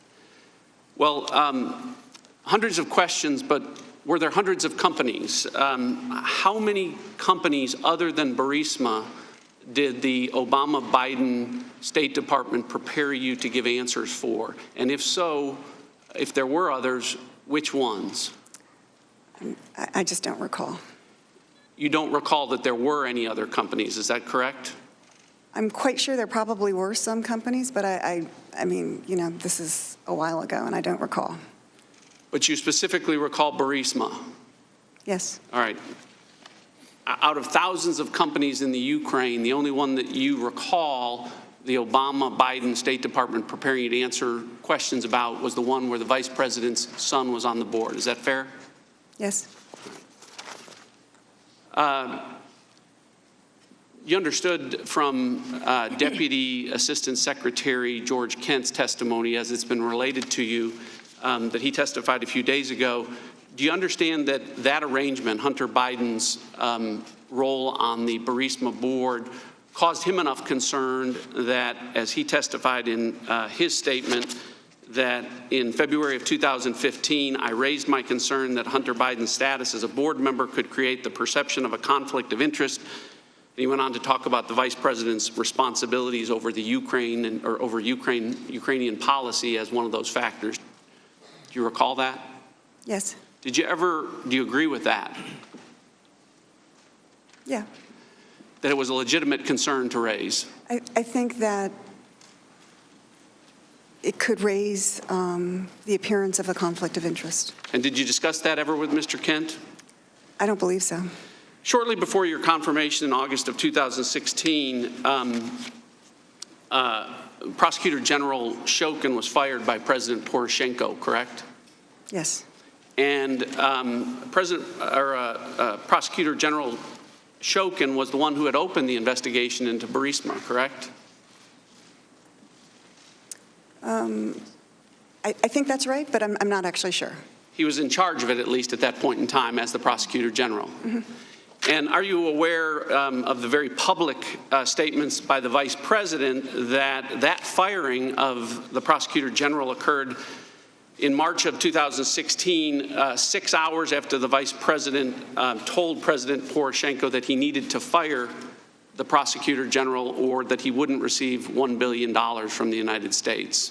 Do you recall that? Yes. All right. And do you think that raises a potential concern or conflict of interest that the Vice President of the United States was ordering the firing of the prosecutor in charge of a company that has been identified as one that is substantially corrupt? I actually don't. I don't think that the view that Mr. Shokin was not a good prosecutor general fighting corruption, I don't think that had anything to do with the Burisma case. But the legitimate concern about Hunter Biden's role was legitimate, correct? I think it creates a concern that there could be an appearance of Well, based on your interest. testimony, Ambassador, I'd like to renew my request, Mr. Chairman, that Hunter Biden's testimony that has been requested. Time of the gentleman has expired. Requested by the Republicans be considered the gentleman's expired. as legitimate rather than as a sham, as the gentleman will suspend. referred to by the chairman. Your time has expired. I have a unanimous. Mr. Heck, I have a you're unanimous recognized. consent request. You're not recognized, Mr. Heck. You are. Ambassador, I'd like to thank you very much. Add my voice of gratitude for your years of service. Frankly, you're the best of this nation, and I cannot think of anybody else I would rather have representing us in a foreign capital than you. My colleagues have gone to a great deal of effort to better understand the facts surrounding your removal. I think the facts are pretty clear. There was a smear campaign, and it was orchestrated by a corrupt Ukrainian prosecutor, the president's attorney, the president's son, and even some of the president's allies at his favorite TV station. So that campaign led to your removal, despite 33 years of outstanding service, progressive responsibility, and awards. And so I kind of sit here with a mix of emotions. On the one hand, there's some pride and gratitude for all your outstanding service, and on the other hand, I'm angry, like my friend from Connecticut. In fact, I'm very angry about how it is the most powerful person on the face of the earth would remove you from office after your stellar service and somehow feel compelled to characterize you as bad news and then to ominously threaten that you're going to go through some things. So I am angry, but I'm not surprised. After all, as was suggested earlier, he said the whistleblower may have committed treason, a crime punishable by death, even though the whistleblower strictly adhered to the letter of the law as independently attested to by both the Trump-appointed Inspector General and the acting DNI. After all, he even demeaned the memory of Senator McCain after he lied in his grave at the Naval Academy grounds, despite a lifetime of public service and serving 6 years as a prisoner of war in a tiny cell in Hanoi, being beaten and tortured every day. And after all, he belittled the Gold Star Khan family, whose son, Captain Khan, gave his last full measure of devotion out of love for this country. And let me tell you, as somebody whose older brother never saw his 35th birthday because of service in the Vietnam War, those words are deeply offensive. Words matter, and the words leveled against you constitute bullying of the worst order. Your good character, your outstanding reputation have been besmirched in a way that is devoid of common decency. But here's my message to you. There is nothing, Ambassador Yovanovitch, nothing he can say or do, not a thing, that will in any way diminish the nature and quality of the service you have rendered to our great nation. Not a thing. And there is not a thing he can say or do that will diminish our gratitude to you for that service. And I thank you again for it. Thank you. Thank you. So as to the larger point, I would like you to answer, what does this mean to Ukraine when the United States actually engages in the kind of behavior that we are attempting to discourage them from engaging in, namely a politically motivated prosecution? What does that mean to what does that mean to them in their struggling efforts to become a robust democracy? What's the impact in Ukraine for this behavior? Yeah. Well, I think Ukraine, like many countries, looks to us for the power of our example. And I think that when we engage in questionable activities, that raises a question. And it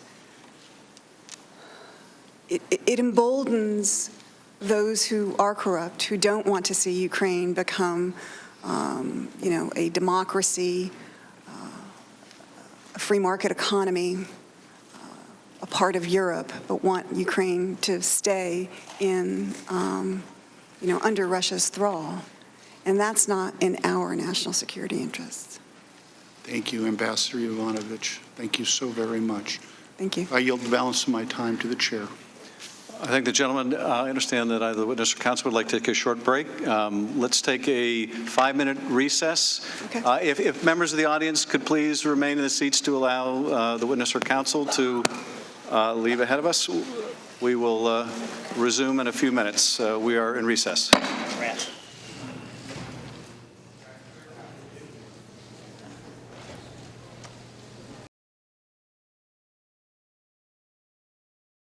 Ambassador, should ambassadors ever try to influence host country elections?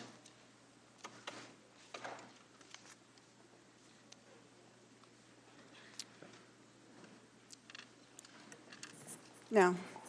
I think you said in your opening statement, partisanship of this type is not compatible with the role of a career foreign service officer. Is that right? Yeah. But that's exactly what happened in 2016. In August of 2016, the very month you went to Ukraine as our ambassador, the Ukrainian ambassador here in the United States, Ambassador Chali, wrote an op-ed in The Hill, said this: Trump's comments send wrong message. So the very month you're over there is our ambassador to Ukraine, Ambassador Charlie writes that op-ed, and it wasn't just that attack, as Mr. Castor got into earlier, it wasn't just that attack on the president. We had former Ukrainian Prime Minister Yatsenyuk, who criticized candidate Trump. We had Mr. Avakov. I believe earlier you said, Ambassador, that Mr. Avakov was the individual who first alerted you to the efforts of Mr. Giuliani. Mr. Avakov, back during this same time period in the months just prior to the 2016 election, called then candidate Trump all kinds of names, called him a terrorist. And of course, we have Mr. Lyshenko, a member of parliament, who was a source for Fusion GPS and the now somewhat famous dossier that flowed from Fusion's work. He said this in the Financial Times, again, in August of 2016, when you first arrived in Ukraine. He said this: the majority of Ukrainian politicians are on Hillary Clinton's side. So you had several high-ranking officials in the government, in the Ukrainian government, and President Poroshenko is president of Ukraine, criticize President Trump, then candidate Trump, all in the late summer and fall of 2016. What I want to know, Ambassador, when this was all happening, did you go talk to anyone in the Ukrainian government about this? Did you go say to some of these officials, hey, you guys need to knock this off, this perception that we got, as Mr. Lyshenko said, the majority of Ukrainian politicians on Hillary Clinton's side, that's not good. Did you have that conversation? No. Didn't talk to anyone in the government? Did you talk to President Poroshenko? No. Didn't alert anyone in the government? No. Well, one of the things we've heard so much over the last 6 weeks in depositions and frankly in the hearing on Wednesday is how important bipartisan support is for Ukraine.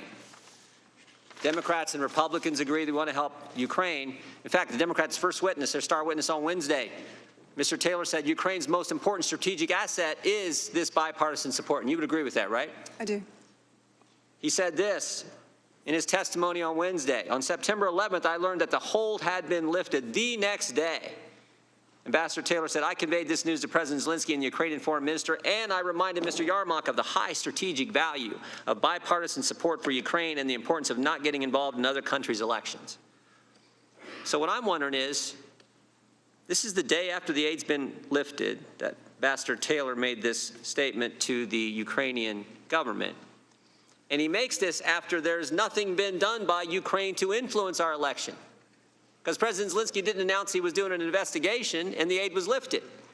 But he felt he needed to say that. But in 2016, when we know that the majority of Ukrainian politicians want Clinton to win, because it was said by a member of parliament, when the ambassador to the United States from Ukraine writes an op-ed criticizing then candidate Trump, when Mr. Avakov calls candidate Trump all kinds of names, nobody goes and talks to him and tells him to knock it off. Did you have any conversations, Ambassador, with Victoria Nuland or Secretary of State Perry about what was going on in 2016 and this majority of Ukrainian politicians being for candidate Clinton and not and opposed to President Trump? No, I did not. No one did anything. No one did anything. You see why maybe the president was a little concerned about what went on in Ukraine? And you couple that with the corruption level that we know exists in Ukraine, you add to that this idea that he's not a big fan of foreign aid, why he might be a little concerned about sending the hard-earned tax dollars of the American people to Ukraine? I'm sorry, is there a question there? There was. Okay. Could you repeat it, please? I'm asking. Time of the gentleman has expired, but I'll allow you to repeat the question. Thank you, Mr. Chairman. I'm asking, maybe we can kind of see why the president was a little concerned when you have the highest ranking officials in the government, the ambassador criticizing him, parliamentary member Lyshenko criticizing him, when you have Avakov, the guy who first told you about Giuliani, criticizing him. All this going on, and when you couple that with the concerns he has about corruption, the concerns he has about Europe not doing enough, the concerns he has about reluctant to send in the hard-earned tax dollars to any country, Jordan, frankly. I have indulged you with extra time, but I appreciate it. My indulgence is wearing out. I appreciate it. There is a question, right? Our indulgence wore out with you a long time ago, Mr. Chairman. I'll tell you that. But I'm about to gavel you down, so if you have a question, I suggest you. I'm asking her, do you think there's maybe a reason that this was that President Trump's concern was justified? You know, I can't speak for the president on this, but what I would say is you've listed a number of actions. I think from my point of view, that doesn't create a Ukrainian government strategy to interfere in our election. I didn't say that. Mr. Jordan, please allow the ambassador to answer the question. So I would just say that, you know, U.S. politicians will often criticize policies of foreign counterparts, even perhaps during their elections. You know, this happens in politics, and I think that it doesn't necessarily constitute interference. Would you ever write an op-ed critical of a presidential candidate in Ukraine? Jordan, your time has expired. Mr. Welch, you're recognized. Thank you, Mr. Chairman. Like everybody here, I'm extraordinarily grateful to you for your career of public service, and I feel very badly about what you've had to endure. Like your colleagues, you don't complain. You're doing your job. I feel badly about the insults, the tweet this morning, the fact that you were smeared, not fired. But the question, as you know, is not how you were treated. Mm-hmm. The question is why the president did what he did and whether what he did was a breach of trust. The question really is about whether the President of the United States, any president, has the authority to withhold congressionally approved aid, to condition a White House meeting on extracting from a foreign leader a willingness to assist him in his political campaign. That's the question. And that brings us to you as part of this story, because the question is, why were you fired from that position? I want to read a portion of the president's call on July 25th with President Zelensky. And this is the painful part when you first heard about it. The former ambassador from the United States, the woman, was bad news, and the people she was dealing with in Ukraine were bad news. So I just want to let you know that. The other thing, he goes right into this, there's a lot of talk about Biden's son, that Biden stopped the prosecution. And a lot of the people want to find out about that, so whatever you can do with the Attorney General would be great. You indicated in response to my colleague Mr. Castro's question that if you were asked to approach a foreign leader and condition American support on their being involved in our campaign, you would refuse to do that. Yes, yes. And you're aware now, but I don't know if you were then, but that July 25th phone call occurred the day after Director Mueller reported that the interference in our 2016 campaign was not from Ukraine. It was active, concerted, energetic, and by the Russians, correct? Yes. All right. Now, as ambassador, you had no knowledge of whatever it is President Trump ultimately seems to have wanted to get for cooperation in this investigation. Isn't that's correct? Yes. All right. Now, you've been asked about whether a president has authority to replace an ambassador, and you have agreed that that's the president's prerogative. Yes, that's true. But that assumes that the reasons are not related to the personal, private, political interest of the president at the expense of our national security, right? Yes. And you've been the target of insults from the president. You join some very distinguished company, by the way, Senator McCain, General Kelly, man I admire, I think all of us do, General Mattis. We're not here to talk about that unless the reason you get insulted is you did today, essentially blaming you for Somalia,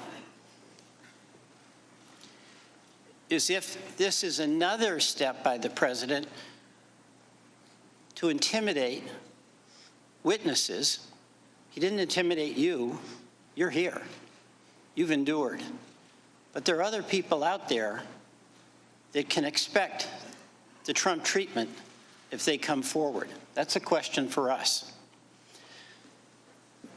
Now, you also indicated that the president has a prerogative to appoint a non-career person, and to be candid, Republican presidents and Democratic presidents have done that. Mr. Sondland's transcript is out, and he was someone who indicated that everything hinged, the White House meeting and the release of the vital defensive aid, everything hinged on the President Zelensky being willing to do that investigation that would benefit the Trump campaign. You're aware of that? Yes. And you've indicated that's something that you would not agree to do. Yes. And Sondland was quite willing to do. Apparently so. I thank you for your professional service, and I yield back. Thank you. Mr. Maloney. Ambassador Yovanovitch, thank you for being here. It's been a long day. You know, the first time we met, it wasn't clear, and so I just want to start with a quick comment. But, you know, your testimony in this inquiry broke the dam. You were the first one through that stone wall that the president was trying to set up. And I just want to thank you for that, because others have followed your example. And there's an old expression that first person through the wall gets a little bit bloody. And I think you must understand that expression in a new way. But thank you. Thank you. I want to ask you about the day you were let go. And I know this is a painful series of events, so forgive me, but I think it's very important. It's April 24th, and you told us a few things that really stuck with me.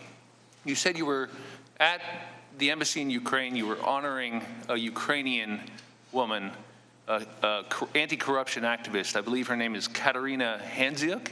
Is that correct? Yeah. Am I saying that correctly? I was at my house. You were at your house, excuse me. And you were giving her the Woman of Courage Award, I believe. Yeah, the Embassy Kiev's Woman of Courage Award. Right. And, of course, that's the day you get a call from Carol Perez, a senior member of the Foreign Service. Did you know Carol Perez? Yes. You're both senior women in the Foreign Service. You had an opportunity to meet her before? Yes. And she says there's trouble coming. Want to give you a heads up. Correct me if I get this wrong, and I don't know a lot, but it's coming from the White House. I'll call you later. Yeah, that sums it up. But you're literally that evening honoring this anti-corruption activist. Is that right? Yes. And not just any woman, but a woman who was, you said, horribly attacked and killed for her efforts. And she wasn't just killed. You said I believe that someone threw acid on her. That's correct. And I went and I checked during the break, and it turns out she was horribly injured, and it took 4 months for her to die. Is that right? A very painful death. Why would somebody attack her with acid? There are easier ways to kill people. Why do you think they did it with acid? Well, I think they wanted her out of the way, but I think the message was this could happen to you too if you continue her work. That's what happens when you go up against corrupt people in Ukraine. It is something that can happen. I mean, there are other ways of sidelining people. Do you remember speaking at that event? I do. I went and looked at what you said. You said, Katerina paid the ultimate price for her fearlessness in fighting against corruption and for her determined efforts to build a democratic Ukraine. Do you remember saying that? Yes. And then your phone rings, and you hear this trouble up the street. And Carol Perez called you back later that night, right? It was 1 a.m., I believe. Yes. Were you sleeping? No. You had stayed up? Yes. To get the phone call? Yes. And that's when she says two things, I believe, that really stuck with me. She said, we're worried about your security. Yes. You've just been honoring a woman who was killed for fighting for her anti-corruption efforts. And she says, you got to get on the next plane. Was she speaking euphemistically, get on the next plane, when you get time? Did she mean literally the next plane? Well, I think she meant, as soon as possible. But pretty much it was the next plane. And that's a pretty good flight back from Kyiv to Washington, and you're on your way to meet with Deputy Secretary Sullivan. Yes. And he says to you two things. He says there was a concerted effort against you, and he says you've done nothing wrong. Right. And when what I'm fascinated about is when he says you've done nothing wrong, what did you expect the United States government would do next? It was pretty clear that a decision had been made by the president, implemented by the State Department, that I had to leave Ukraine. But I had hoped that there would be more public support. Did you expect them to have your back? Yes. And were you surprised when you found out they weren't going to? Not at that point anymore. Why? Well, because over the last several months, that had not been the case. Ma'am, in your opening statement, you said, how could our system fail like this? Yeah. How is it that foreign corrupt interests could manipulate our government? How could our system fail like this? How is it that foreign corrupt interests could manipulate our government? I want you to know, ma'am, that is the very question we are determined to get an answer for. And I want to thank you on behalf of your country for your service and with our work in answering that question. I yield back, Mr. Chairman. Thank you. Ms. Demings. Thank you so much, Mr. Chairman. Ambassador, everyone in this room should be thankful for your service to our nation. I have 4 little girls in my life, and as I sit here thinking about them, and as a woman, I could not be prouder of you, and I consider you an inspiration for women around the world. I just have to say before I get into my questioning is I think it's disgraceful to hear my colleagues refer to your sworn testimony as a performance today, or speak in a condescending way, basically suggesting that the woman, because I think that's how the president referred to you, I'm not sure he knows your name or there's some other meaning there, but to basically suggest that the woman should be thankful for whatever she was left with, smear campaign and all, after you were recalled. But I want you to know today that we thank you for your service, your 33 years of service. Ambassador, on a press conference call on October 17th, acting White House Chief of Staff Mulvaney discussed his belief that it's entirely appropriate to politicize U.S. foreign policy. Here's what he said. If you read the news reports and you believe them, what did McKinley say yesterday? Well, McKinley said yesterday that he was really upset with the political influence in foreign policy. That was one of the reasons he was so upset about this. And I have news for everybody. Get over it. There's going to be political influence in foreign policy. Ambassador Yovanovitch, do you share the concern raised by Ambassador McKinley in testimony before this committee about political influence in foreign policy? Well, as I said before, I think it's important to keep political influence out of foreign policy because we all, whether we are Republican or Democrats or something else, have common security interests, and that needs to be safeguarded and advanced. And what message do you think it sends to other foreign service officers and public service, which we so desperately need good ones, when an administration refuses to support its own officials in the face of a smear campaign? Well, it's deeply troubling. It's deeply troubling, and there are morale issues at the State Department. Morale issues at the State Department. I can understand why. On March 20th of 2019, President Trump tweeted an article that included a letter from Representative Pete Sessions that said you had, and I quote, spoken privately and repeatedly about your disdain for the current administration in a way that might call for the expulsion of you as your ambassador to Ukraine immediately. Did you speak publicly and privately about your disdain for the Trump administration? No. Why do you think the president would want to push such a lie? I don't know. I don't know. Policies change, but U.S. interests don't. Not for those who are seeking to do the work of protecting our nation, the work you have done for decades.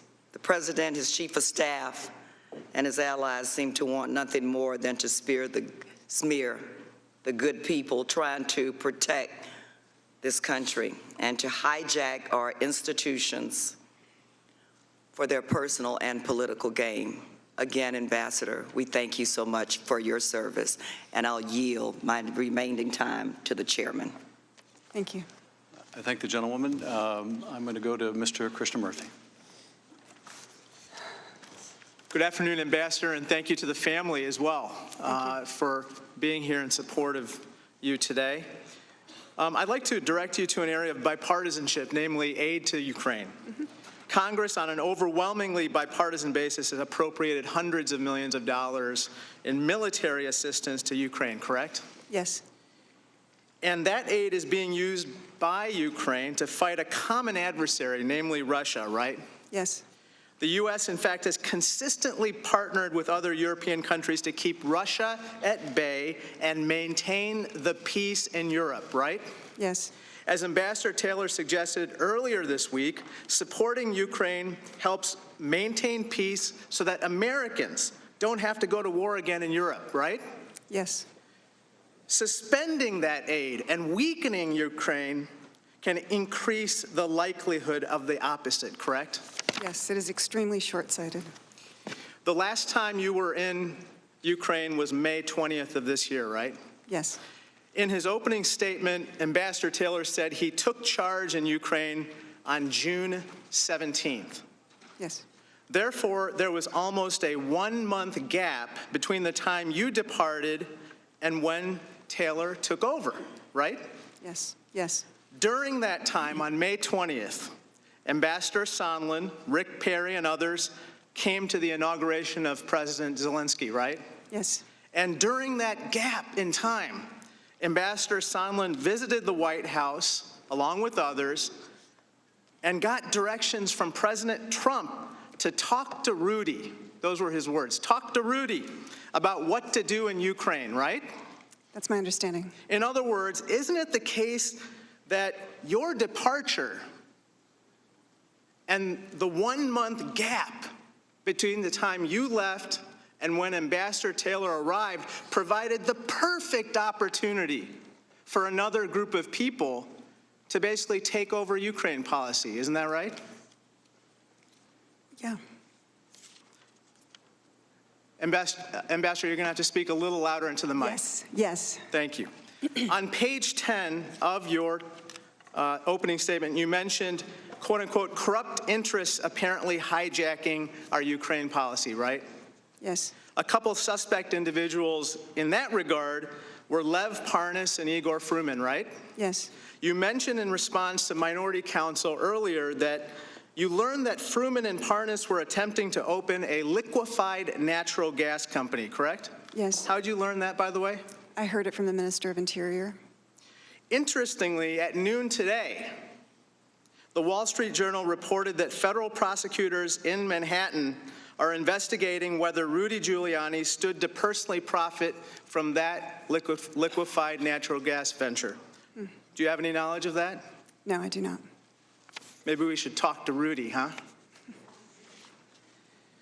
Ambassador, I'd like to direct you to another line of questioning that I had for Ambassador Taylor earlier this week. He said that there were irregular channels of diplomacy at work in Ukraine, circumventing normal diplomatic channels and threatening American interests in favor of private interests.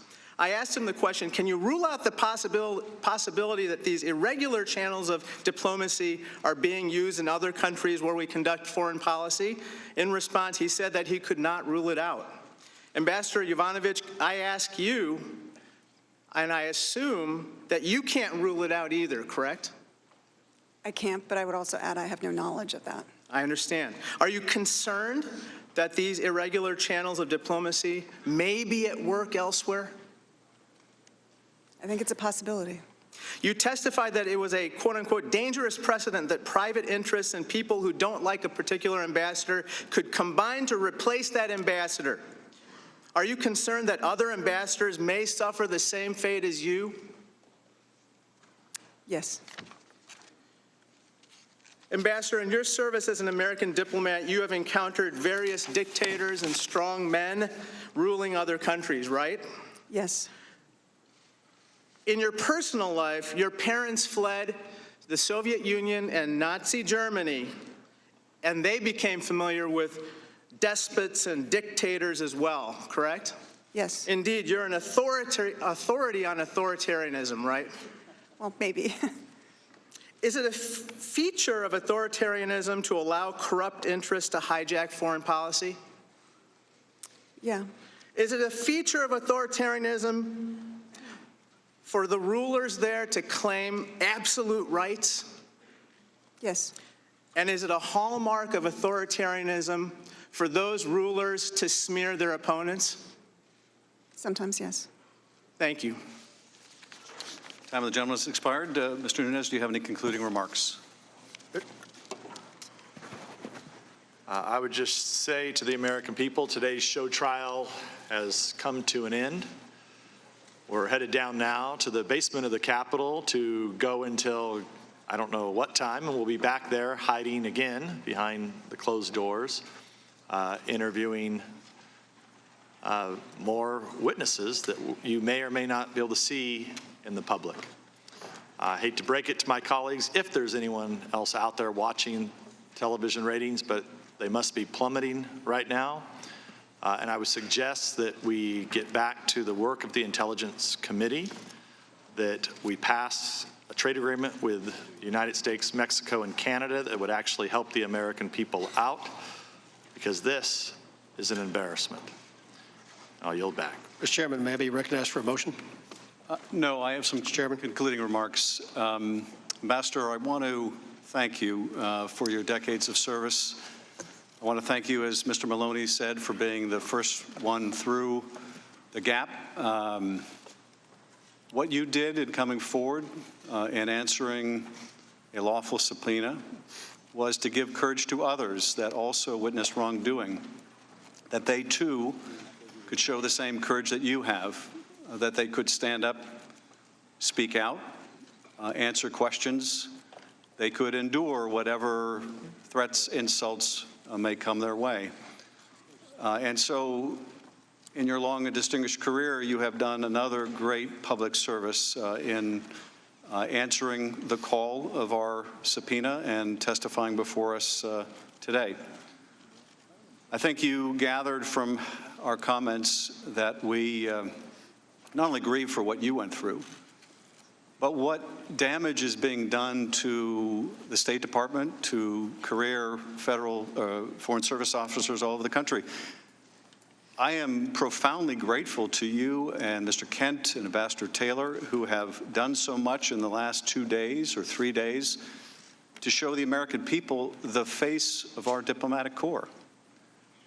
The extraordinary public servants who work all around the world in very dangerous places as you have. And so I'm glad they've gotten to see you, because you're often vilified as bureaucrats, or diplomacy is diminished as unimportant. Anything other than the military doesn't really matter, when it's your efforts that often prevent us from going to war. Sometimes you're disparaged as the deep state. But what you are is what holds this country together, what holds our foreign policy together, what makes it seamless, what makes it work. And I'm glad America gets to see that.